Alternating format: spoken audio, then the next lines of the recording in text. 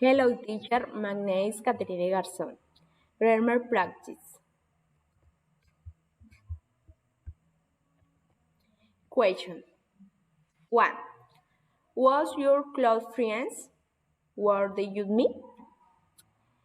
My close friends, the one I lost with at my heart, is called Laura Castaño, which I met her when we were studying at school.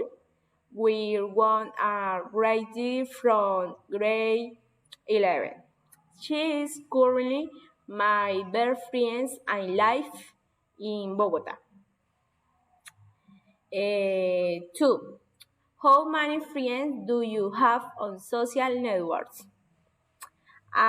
In social networks, I have 3,000 friends. What are the vast majority of my beautiful Granada dogs? 3. What were your friends when you were growing up? My friends when I was little were called Diana and Andrea. They went with one I shared at my childhood.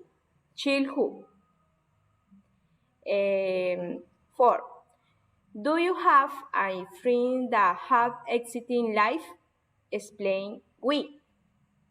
I have friends. One is called Felipe and currently has an exciting life because he is living in the United States of America. And they open many opportunities in the place.